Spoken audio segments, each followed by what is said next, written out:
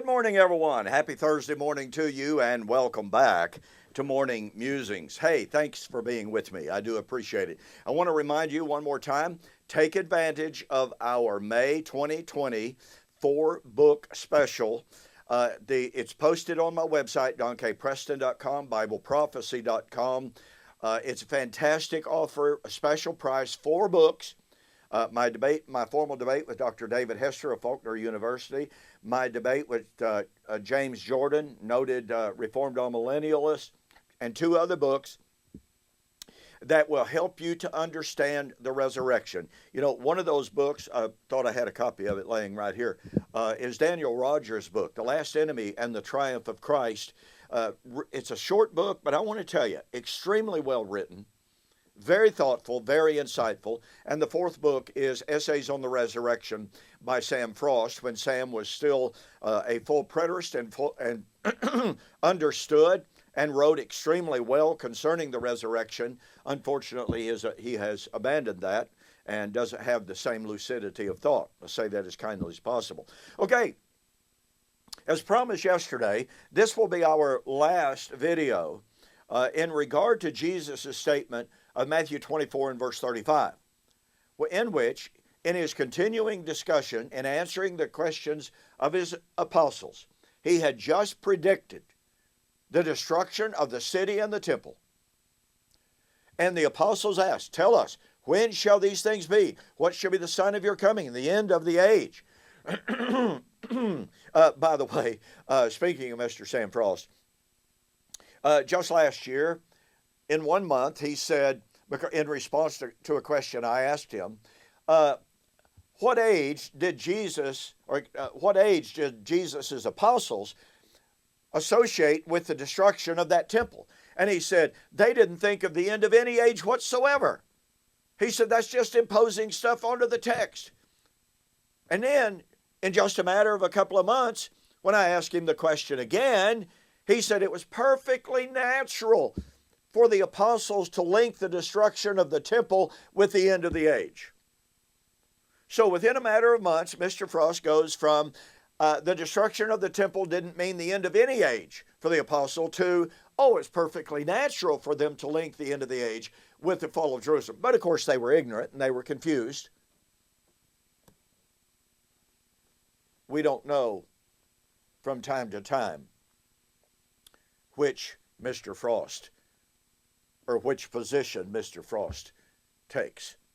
That's his confusion. Now, by the way, beginning this evening, and tomorrow night as well, on the radio program Iron Sharpens Iron, I will be having a 2-night formal radio debate, 2 hours each night. I'll be debating Mr. Sam Frost. Tonight's program, I will be affirming the second coming of Christ was in AD 70. Tomorrow night, Mr. Frost will be affirming the physical resurrection is yet future. So, you'll be able to tune in live to that, or the debate will be archived on Mr. Arnzen's radio show. And so, I mean, you know, this YouTube video will go on and on and on. But for those of you who will wish to watch, to listen to the debate, all you have to do is just look up Chris Arnzen, Iron Sharpens Iron. Be sure to do that. I'm sure this is going to be enlightening, to say the very least. All right, back to Matthew 24:35, the passing of heaven and earth and the gospel of Christ never passing away.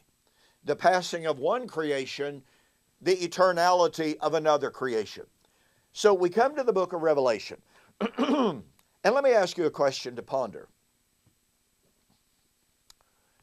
Did you know that the book of Revelation depicts the passing away of heaven and earth 3 times in the book of Revelation?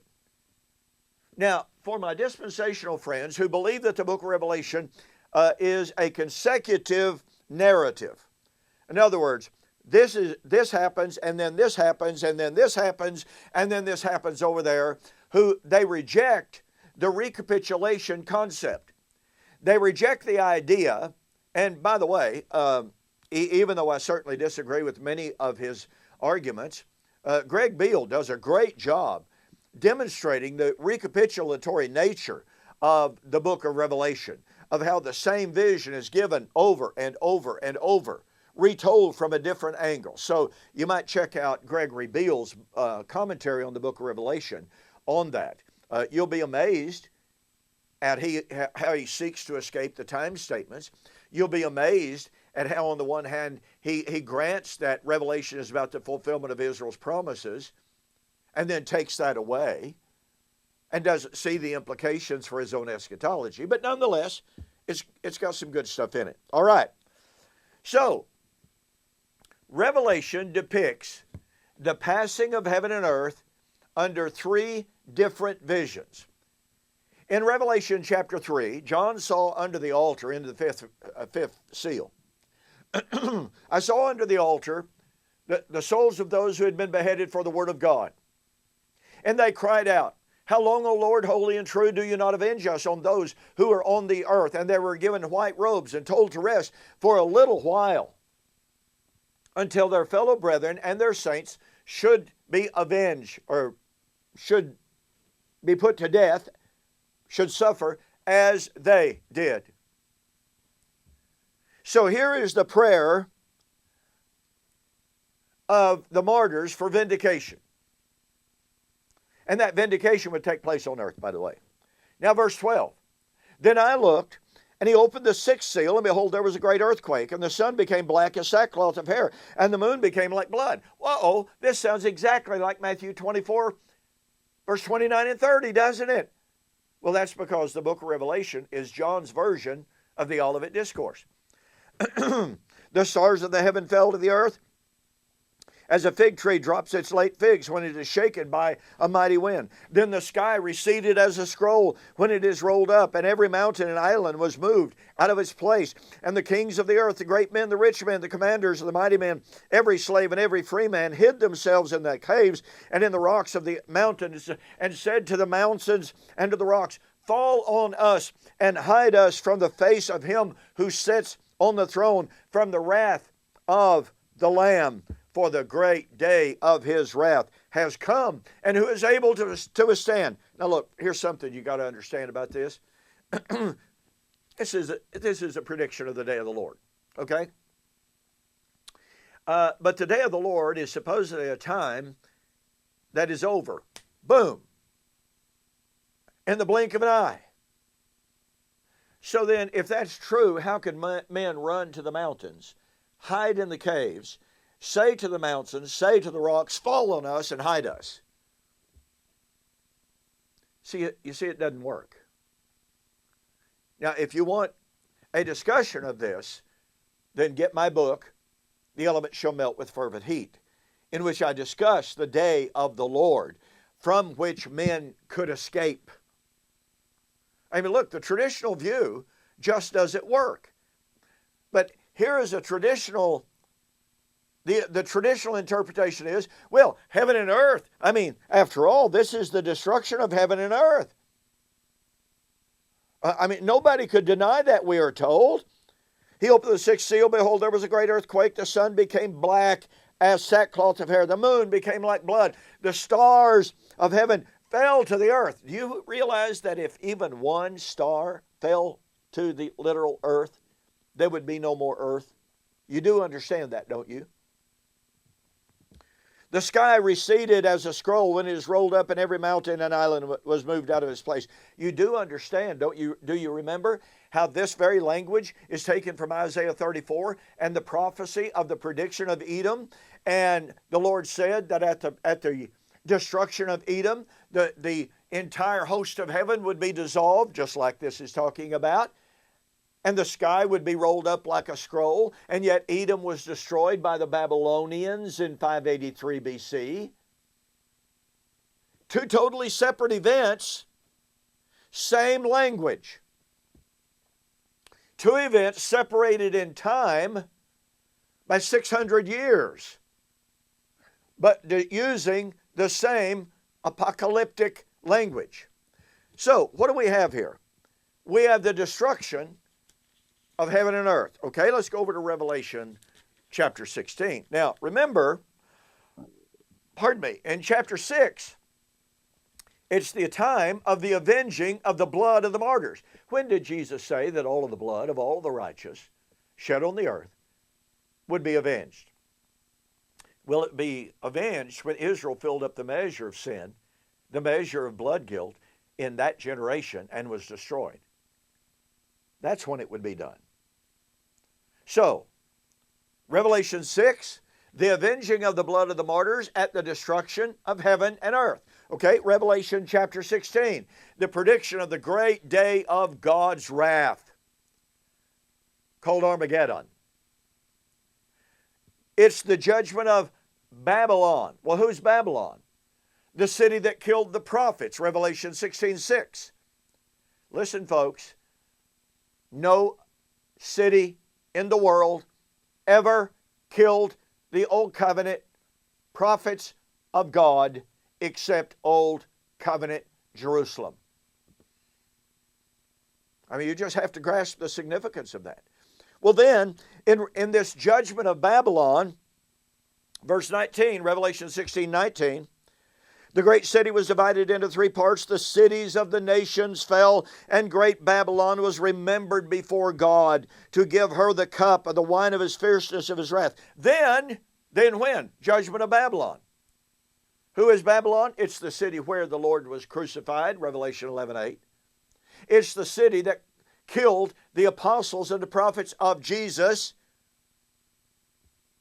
Revelation 18:20 and 24. Then every mountain fled away, and the mountains were not found. And great hail fell from heaven, fell upon men, and each hailstone about the weight of a talent. Men blasphemed God because of the plague of the hail, since that plague was exceedingly great. Okay, here's the destruction of heaven and earth. Oh, then we go to Revelation 20. Now please catch the power of this. In Revelation chapter 20, verse 11, at the end of the millennium, then I saw a great white throne, him who sat on the throne, from whose face the earth and the heaven fled away, and there was no place found for them. And I saw the dead, small and great, standing before God, and the books were open, and another book was opened, which is the book of life, and the dead were judged according to their works by the things which were written in the books. Revelation 6, the avenging of the blood of the martyrs at the great day of the Lord and the destruction of heaven and earth. Revelation 16, the avenging of the blood of the prophets at the great day of the Lord in the judgment of Babylon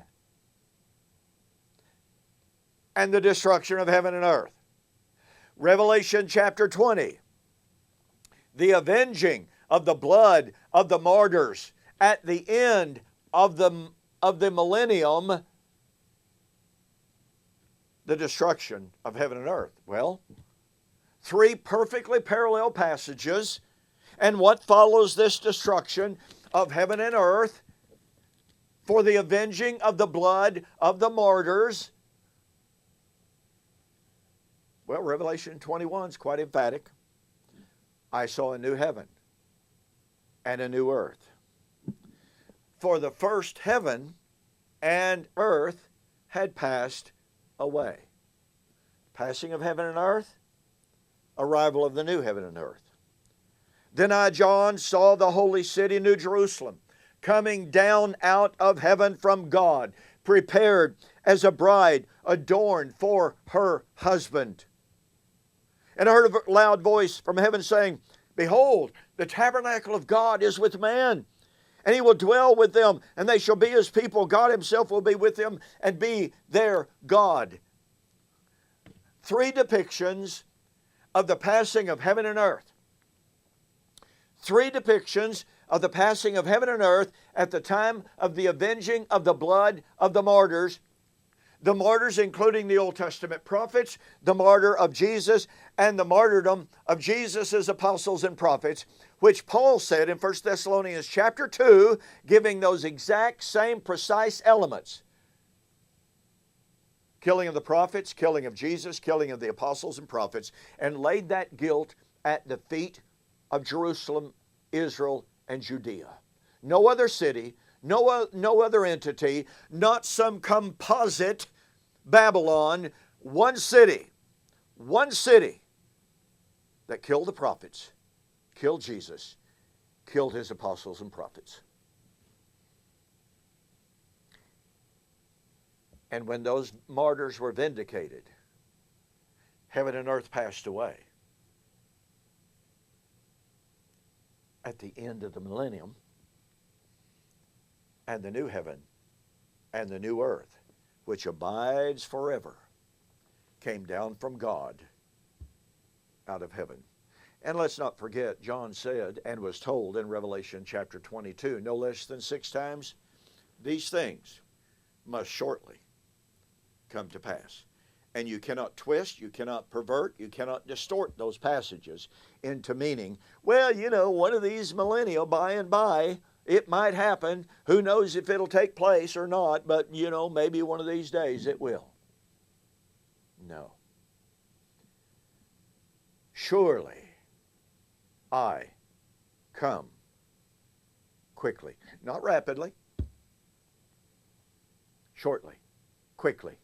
Soon. Okay. Thanks again for joining me for this morning's Morning Musings. Don't forget to get yourself a copy of the book, The Elements Shall Melt with Fervent Heat. By the way, that's what Revelation is talking about, isn't it? The passing of the heaven and earth. Okay. Go to my website, donkpreston.com, bibleprophecy.com. Order the book and be sure to send me a note saying you saw the offer on YouTube or Facebook, and I'll refund your shipping, saving you $5. Hey, I'm out of time. I got to go. Don't forget, tomorrow, more on Romans chapter 11, 25 to 27 in refutation of Mr. Lance Conley's book, Hope Resurrected. You don't want to miss it. I'll see you there.